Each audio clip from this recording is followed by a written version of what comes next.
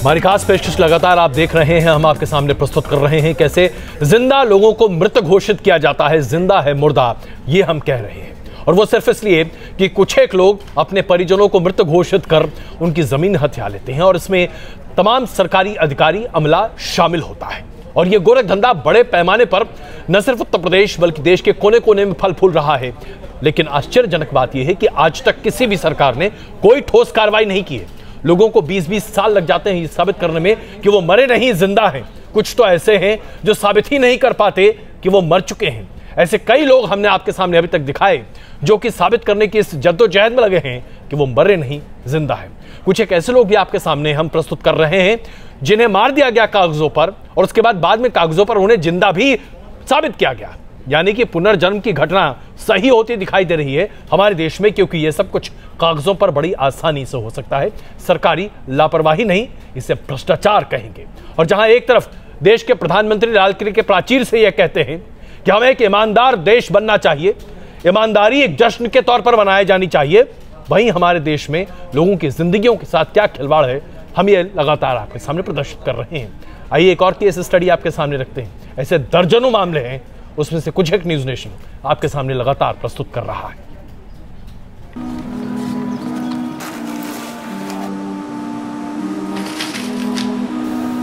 सांस अभी बाकी है, आस अभी बाकी है, ये मुर्दे भी जिंदा होंगे, विश्वास अभी बाकी है। आंखें खोलकर देखिए, कान लगाकर सुनिए, न्यूज नेशन पर मुर्दे अपने जिंदा होने की गवाही खुद दे रहे हैं। मुर्दों की पंचायत में प्यारी देवी का दर्द आपने देखा। पलटन यादव, राम अवतार, लाल बिहारी, तेजिया, ये चंद नाम हैं जो जीते जी मार दिए गए, लेकिन इंसानों की इस बस्ती में चलते फिरते मुर्दे का यौर है। फर्रुखाबाद के नरेश गुप्ता सिस्टम की संगदिली का जीता जागता सबूत है। ट्रक चलवाने का काम करने वाले नरेश बताते हैं कि इसी साल 19 अप्रैल को संत कबीर नगर में उनके एक ट्रक का एक्सीडेंट हो गया। ड्राइवर फरार हो गया, खलासी बुरी तरह जख्मी हो गया, जिसके बाद में अस्पताल में मौत हो गई। नरेश की माने तो गाड़ी में मिले दस्तावेजों के आधार पर पुलिस ने खलासी को ही नरेश मान लिया और उनकी मौत का पंचनामा कर दिया। इस समय हम हॉस्पिटल पहुंचे, हमने उनसे कहा हमें ये कागज़ दिखाओ। इन्होंने जो पुलिस का आदमी गया था, कोई कागज़ हमको नहीं दिखाए पोस्टमार्टम तक, और हमें किसी दिखाने को दिए। हमसे ये कह दिया आप कोतवाली में जाओ, कोतवाली से आपको मिलेंगी। फिर हमने गाड़ी को अपने सही करा के कोतवाली में हम चक्कर काट रहे थे, हमें ये कोई वहाँ का सबूत नहीं मिला। पोस्टमार्टम रिपोर्ट हमने PM रिपोर्ट हमें चाहिए। फिर करीब 13-14 दिन बाद ये PM रिपोर्ट हमको मिली। जैसे मिली वैसे हम ही जानते हैं।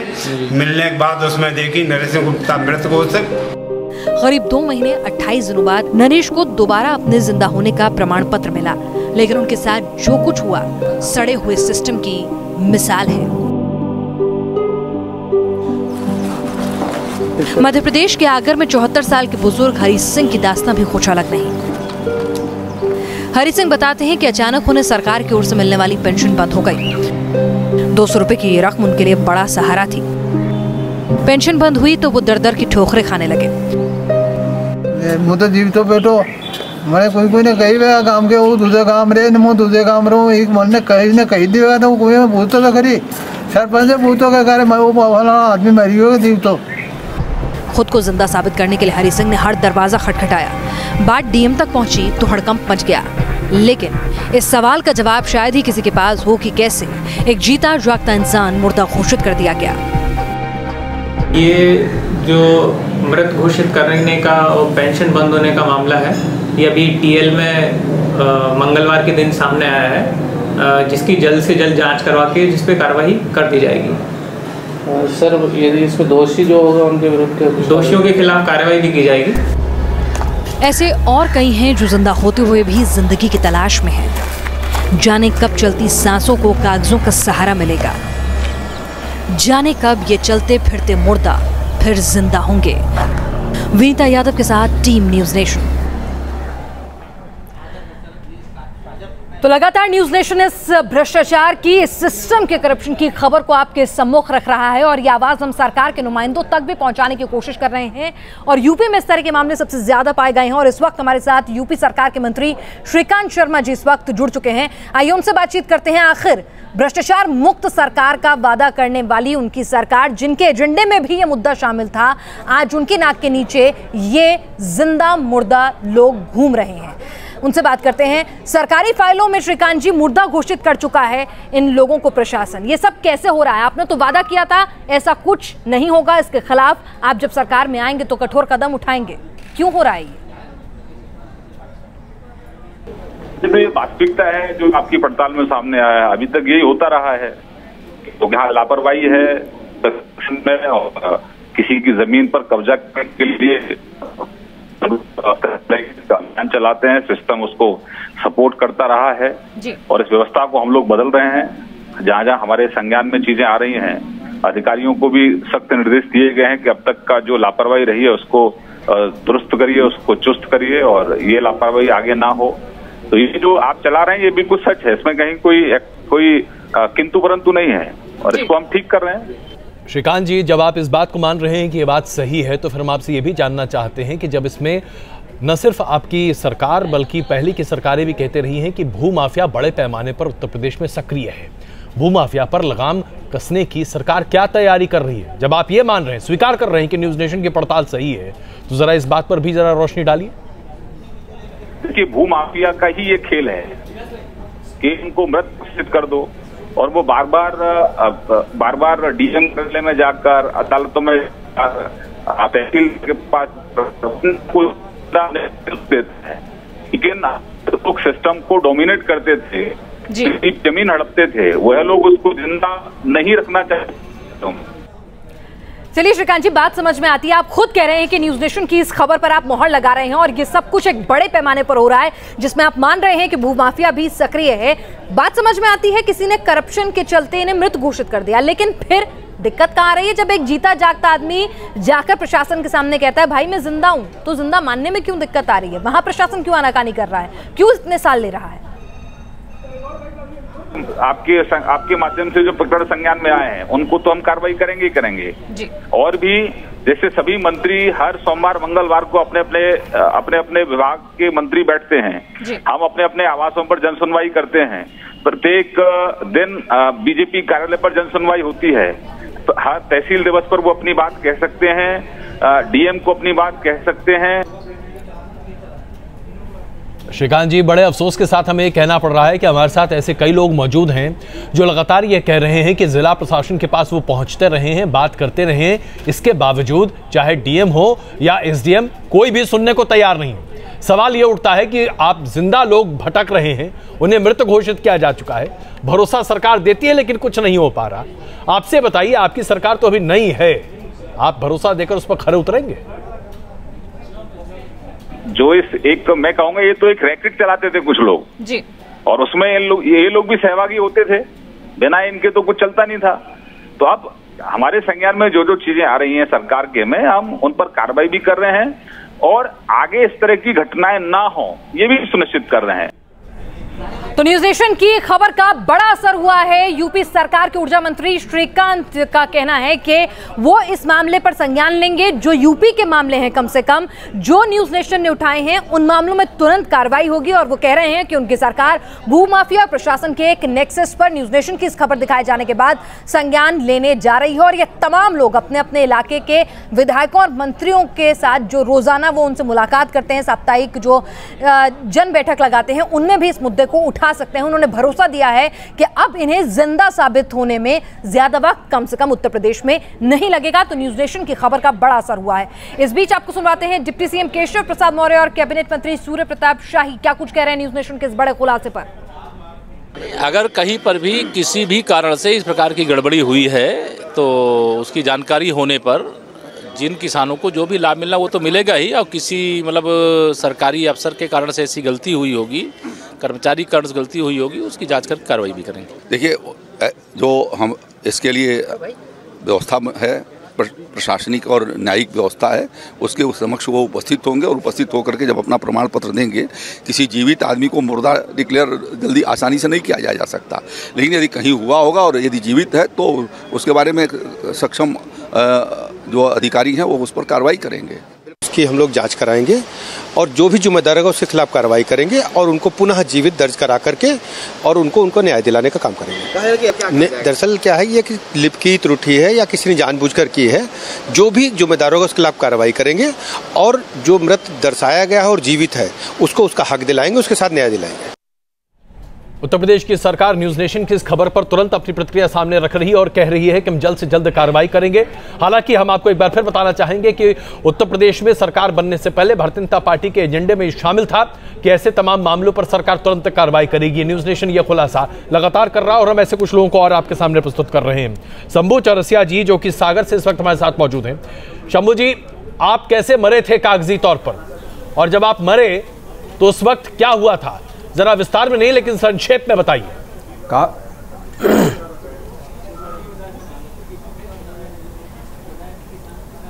हमारे बड़े भाई का नाम था मन्नू लाल जी चौरसिया जी। हेलो जी जी, आपकी आवाज आ रही है, बोलिए। हमारा नाम था सन्नू उर्फ शंभुदयाल, हमारा नाम था सन्नू उर्फ शंभुदयाल चौरसिया जी।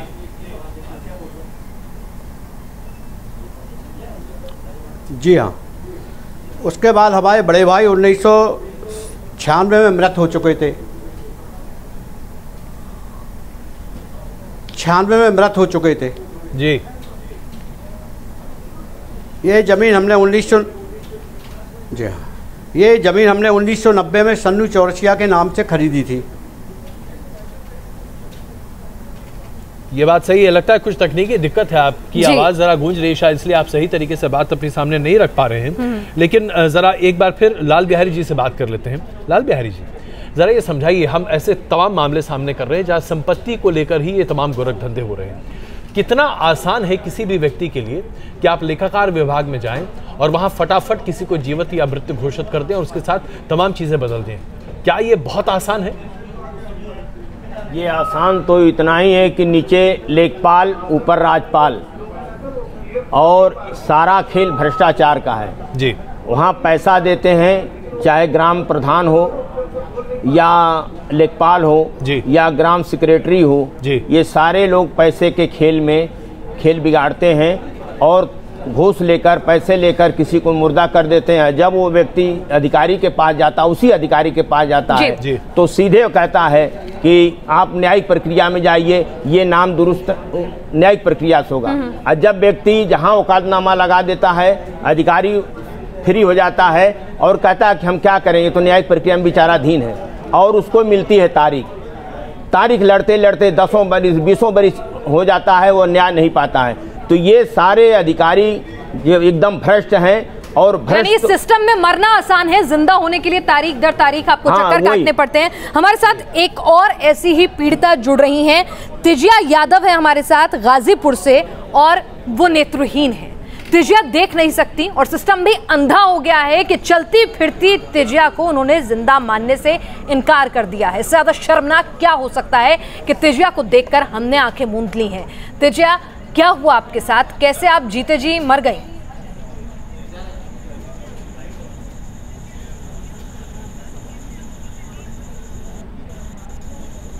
हेलो, हाँ आवाज आ रही है, बोलिए। हेलो, हाँ तिजिया जी, आपकी आवाज आ रही है, आप बताइए। हेलो, आपको लोगों ने मृतक कैसे घोषित किया?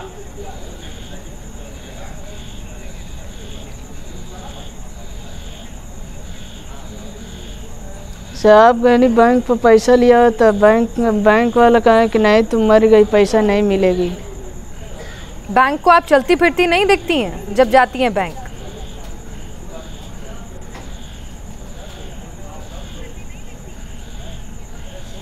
नहीं, बोल दे कि तुम मर गई, पैसा नहीं आपको दिया जाएगा। अच्छा, बैंक को ये कैसे पता चला कि आप मर गई?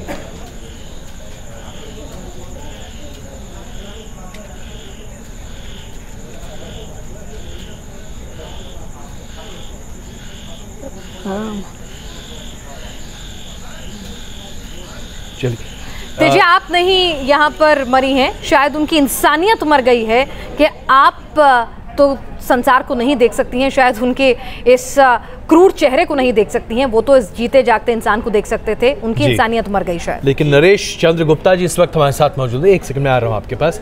फर्रुखाबाद से नरेश चंद्र गुप्ता जी, एक और ऐसे व्यक्ति जिन्हें मृत घोषित किया गया है, लेकिन जीते जागते नरेश जी हमारे साथ इस वक्त मौजूद हैं। नरेश जी, मैं आपसे जानना चाहता हूं, आप कब मरे और कैसे मरे? जी हाँ, जी हाँ, मैं फर्रुखाबाद का निवासी हूँ। हमारी गाड़ियाँ चलती हैं खलीलाबाद में। सुबह 19/4 को हमारे पास फोन आया कि आपकी गाड़ी का एक्सीडेंट हो गया जी। हम यहाँ से उसी टाइम खलीलाबाद के लिए निकलते हम शाम तक पहुँचे हैं, करीब 8 बजे जी। हमने गाड़ी की कंडीशन देखी, बहुत डेंजर गाड़ी कंडीशन। फिर अस्पताल में पता लगाया कि आपका कंडक्टर की डेथ हो गई।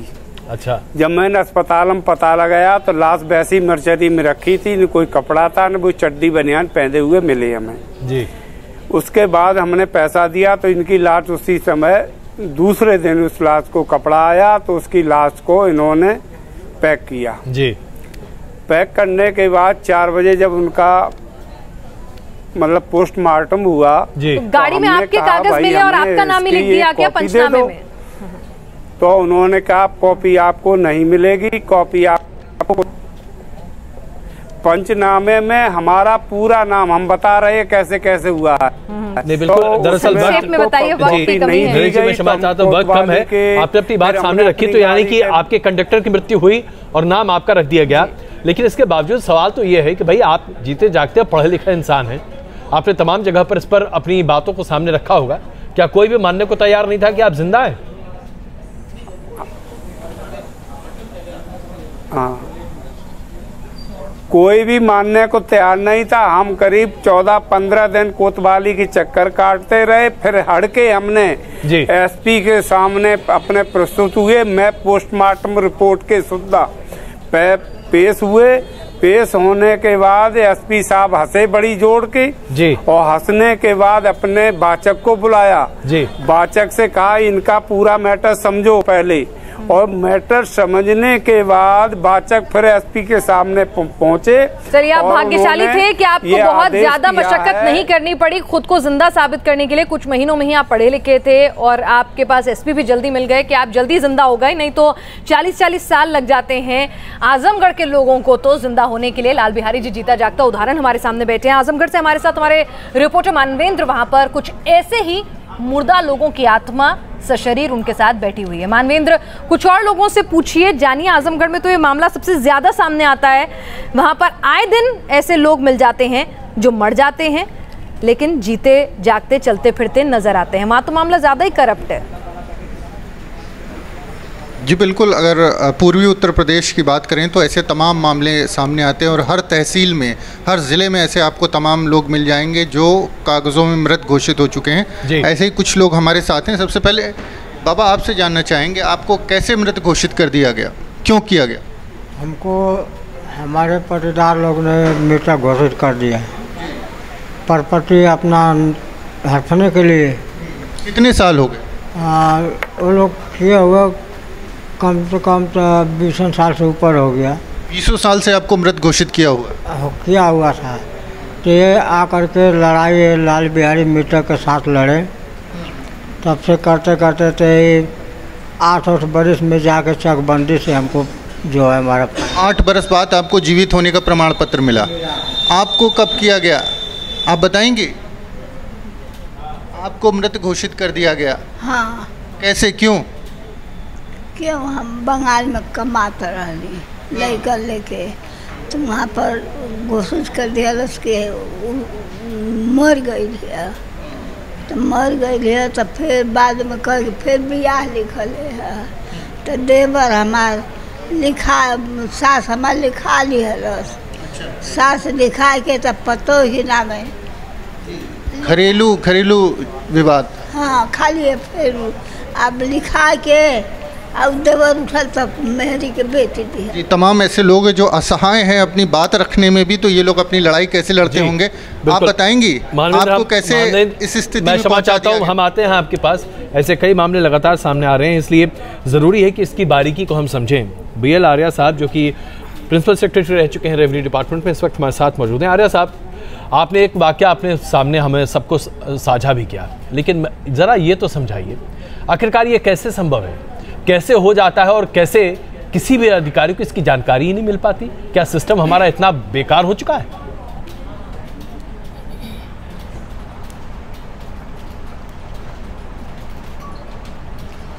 देखिए, पॉलिटिको ब्यूरोक्रेटिक नेक्सस जैसा आप बता रहे थे कि भूमाफिया के द्वारा जब जमीनों पर कब्जा करने के लिए जिंदा व्यक्तियों को मृत घोषित करवा दिया जाता है या उनको परेशान किया जाता है जी, इसके लिए एक समाधान ये हो सकता है। यद्यपि मेनन साहब ने कहा था कि कोर्ट में जाकर के अपील कर सकते हैं, लेकिन कोर्ट में गरीब आदमी जिसके पास एक गांव से चल के शहर में पहुंचने तक का किराया नहीं होता, सुप्रीम कोर्ट में जा नहीं सकता वो जी। और जो हमारी जुडिशियल प्रोसेस है इतनी लंबी है कि उसमें सारी जिंदगी बीत जाए तो भी शायद उसको रिलीफ नहीं मिल पाएगा। मैं दूसरा एक समाधान के रूप में ये कहना चाहता हूँ, क्योंकि अब हमारे देश में पूरे में आधार कार्ड बन चुके हैं जी, और आधार कार्ड के द्वारा वो अंगूठा लगाने के बाद में ये प्रमाणित हो जाता है कि ये आदमी का अंगूठा है जी। और एक पर्टिकुलर डेट को यदि जिला कलेक्टर के स्तर पर उसकी वेरिफिकेशन कर दिया जाता है कि हाँ इसका अंगूठा है और मैं क्षमा चाहता हूँ, मैं तो उसको जिंदा घोषित करने में कलेक्टर के लेवल पे ये कैसा एक आज की बात है। लेकिन आर्या साहब, सवाल यहाँ ये उठता है कि जिस देश में लैंड रिकॉर्ड्स अभी तक डिजिटाइज नहीं है, उस देश में आप आधार कार्ड के बेसिस पे क्या कर सकते हैं? अंगूठे का छाप तो आप तब मिलान करें जब कहीं कोई डिजिटाइज रिकॉर्ड हो, जब पूरा रिकॉर्ड ही बदल दिया जाता है, पूरी की पूरी फाइल गायब हो जाती है, चीजें गायब हो जाती हैं, तो ऐसे में आप मिलान करेंगे तो किसका करेंगे?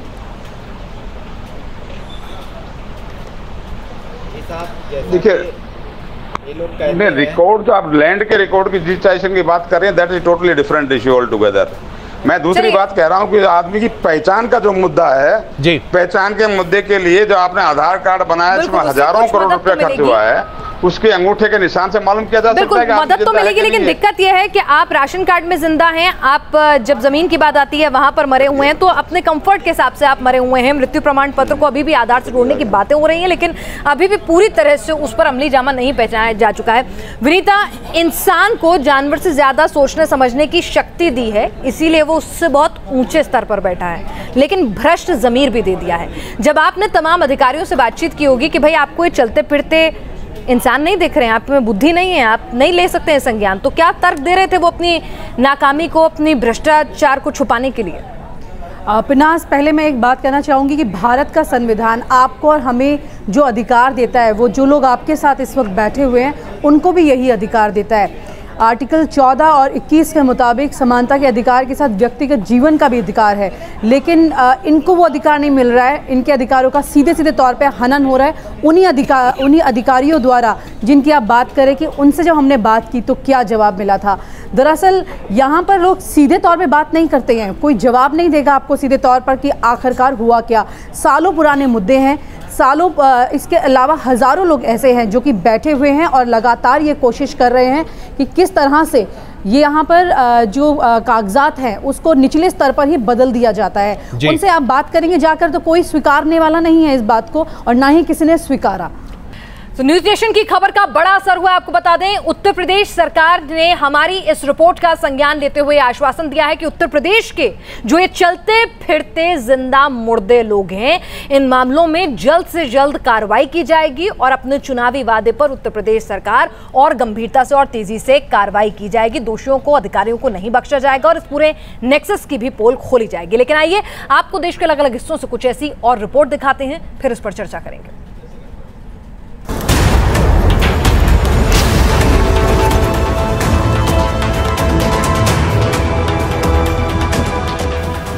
आंखें फिर चमक उठी हैं,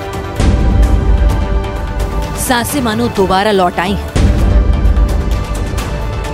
ये मरकर फिर जिंदा हो गए हैं।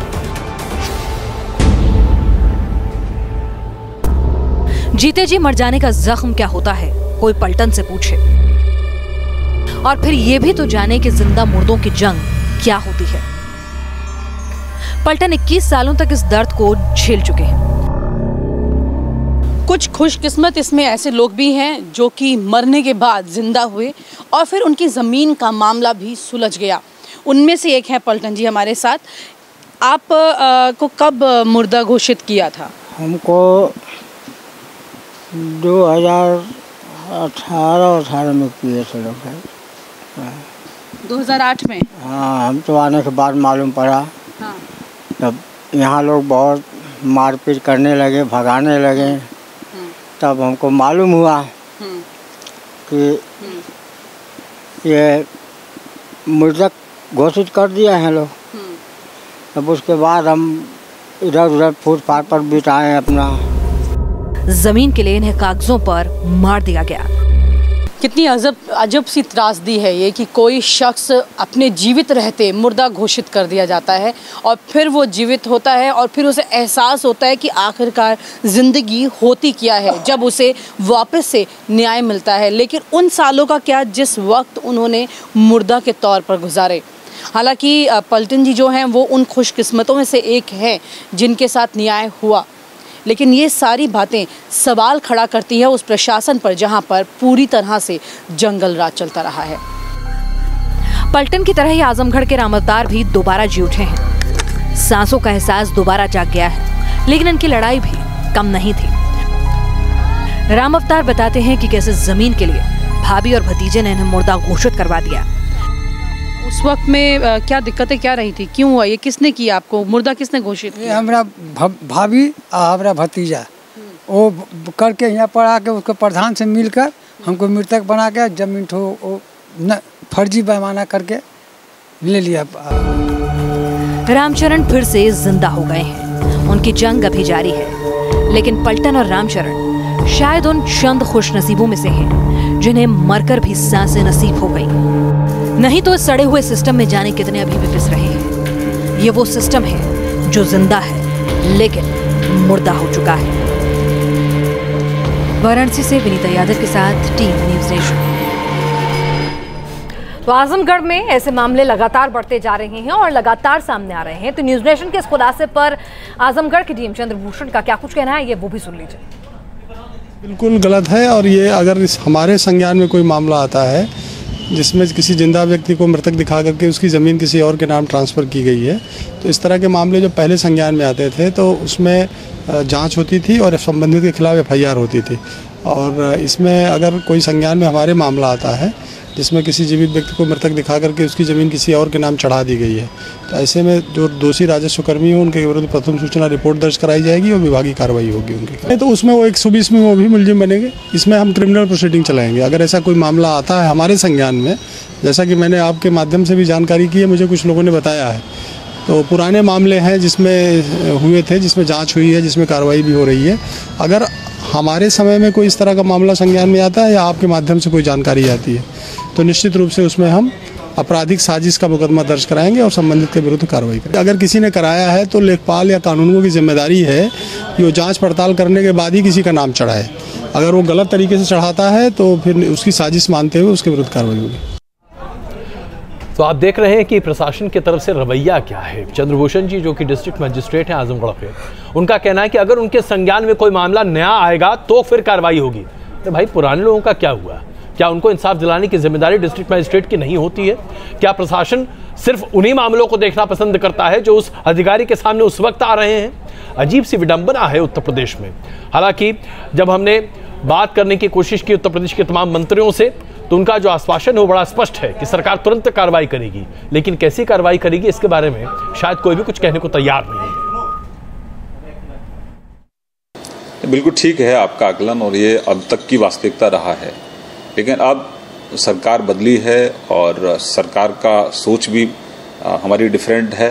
तो अब ज़्यादा हम कोशिश ये कर रहे हैं कि जो जिंदा है वो जिंदा है और किस निजी स्वार्थों के कारण, राजनीति के कारण कुछ लोग तो आपने देखा होगा वोटर लिस्ट में जिस तरह की अनियमितताएं पाई जाती हैं, कुछ लोगों की जमीन हड़पने के लिए उनको जबरदस्ती मार दिया जाता है। तो बहुत सारे प्रकरण हमारे संज्ञान में भी आए हैं और हम ये प्रयास कर रहे हैं कि इस तरह की जो प्रकरण है उनको पटाक्षेप किया जाए और जो है वास्तविकता में जो जिंदा है वो जिंदा है, उसको अनावश्यक रूप से मृत घोषित करने पर अब तक जो तुले हुए थे लोग उसमें हम बदलाव कर रहे हैं क्योंकि सरकार बदली है। श्रीकांत शर्मा जो कि न सिर्फ प्रवक्ता हैं उत्तर प्रदेश सरकार के बल्कि मंत्री भी हैं, उनका ये आश्वासन है।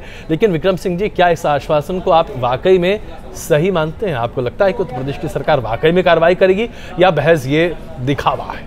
देखिए, जिलाधिकारी महोदय का जो बयान था वो बहुत उत्साहवर्धक नहीं था। मैं ये उम्मीद करता था कि डीएम के सामने अगर उनके कृपापूर्ण संज्ञान में कोई तथ्य आएगा तो अपराध पंजीकृत करके त्वरित विवेचना करके 15 दिन के अंदर दोषी अधिकारियों को सेवा मुक्त करेंगे, विभागीय कार्रवाई करेंगे। विभागीय करने के उपरांत हम इसको देखेंगे। ये कोई उत्तर नहीं है। जीरो टॉलरेंस, चाहे मामला पहले का हो, वर्तमान हो या प्रस्तावित हो।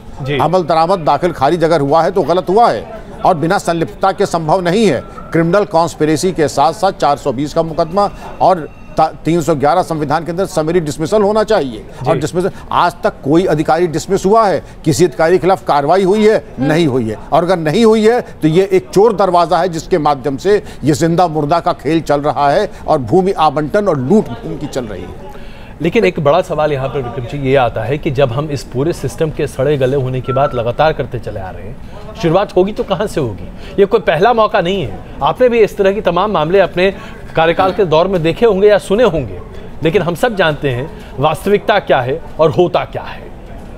जहां पर व्यवस्था लुंज पुंज होती है वहीं होती है। मेरे कार्यकाल में, मैं कहने के 36 साल में मुझे ऐसा नहीं मिला और मैं दावे के साथ कह सकता हूं कि अगर किसी में दुस्साहस किया तो उसको ऐसा उत्तर मिला कि शायद दोबारा उसने कभी जीवन में कुछ ऐसे नियम कायदे भी कुछ चेंज कर दिए जाएं, उनमें भी क्या कुछ अगर फेरबदल किया जाए कि ऐसा अगर कोई अधिकारी भ्रष्ट तौर पे करना भी चाहे तो ये मुमकिन ना हो? कुछ ऐसे कड़े नियम भी फॉलो हो सकते हैं? निसंदेह नियम को बदलने की जरूरत है। और आपने जिनको मृतक कहा है वो दरअसल रेवेन्यू रिकॉर्ड्स में मृतक हैं, फिजिकली है न लीगली मरे हुए हैं। लेकिन रेवेन्यू रिकॉर्ड्स का डिजिटाइजेशन, आधार कार्ड की उसके साथ, और एक अनिवार्यता रहे कि जब तक कि डिजिटाइज तरीके से राजपत्रित एक लाइन का संशोधन गेजेटेड ऑफिसर के लेवल पे ही म्यूटेशन होगा।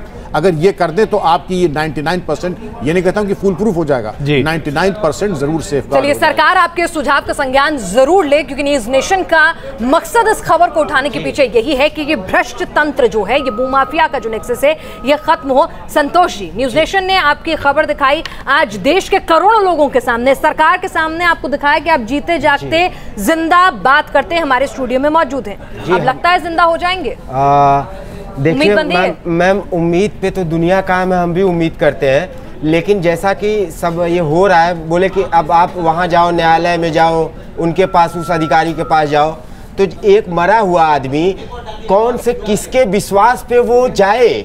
जैसे मैं मरा हूँ और मैं किसी को मार दूँ तो कोई केस नहीं, या मुझे कोई मार दे तो कोई केस नहीं। मरा तो पहले से ही है आदमी, तो मरा को गायब भी कर दिए, बोले डेड में तो पहले से ही था। सुरक्षा का भी डर है। सुरक्षा तो मैं तब से लेके अब तक बार बार अपील कर रहा हूँ। डीएम से मिला, सीएम से मिला, और बनारस के संसदीय सांसद है पीएम नरेंद्र मोदी जी, वहाँ से भी अभी जैसे मौर्य जी ने भी बोला, तो मैं 2017 में प्रार्थी और प्रत्याशी दोनों बन के भी मैं सरकार के सामने बार बार पेश हो रहा हूं। लेकिन फिर भी आप जिंदा नहीं, फिर भी हम जिंदा नहीं है। चलिए, तो आपके जिंदा होने का हम इंतजार लगातार कर रहे हैं, लेकिन इस बीच आइए जरा आजमगढ़ भी चलते हैं और ये समझते हैं कि वहां पर लोग कैसे जिंदा होने की कोशिश कर रहे हैं।